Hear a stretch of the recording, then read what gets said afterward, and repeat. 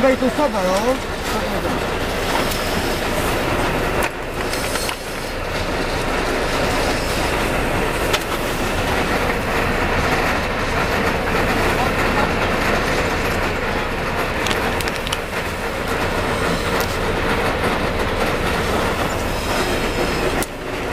Ten už je ze dvojky.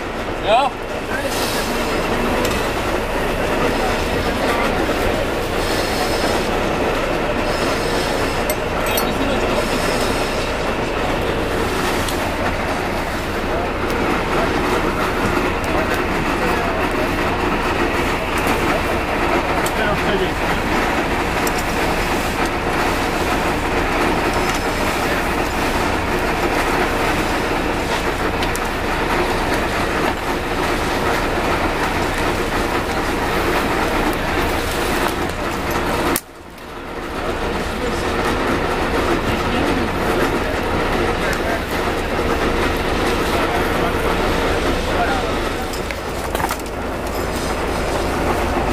Láďa Burian pak si sem dojde pro figurín, no.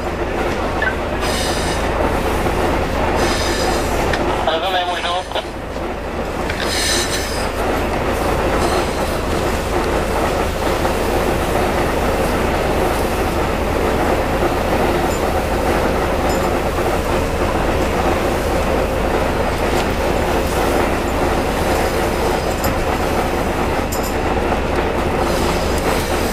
Tak, super.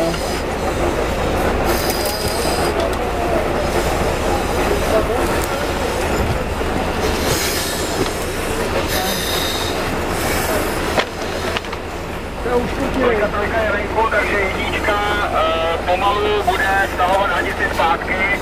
Já tam ještě někoho pošlu, buď ty Lukáš, jo? Máme ještě 16, takže na pohodě jdeme zpátky. Takže se najde na strkávací místo a můžete jim to vytáhnout ven. No, takže vrátím se na mě, jsem byl Ale slyšel jsi mě?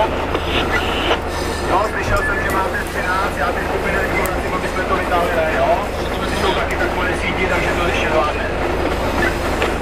Ne, postupujeme zpátky. Vydržele ty postrkávače tam ještě nemáte, oni se volácejí, jak dvojka, tak trojka, až se vrátí na ty své místa.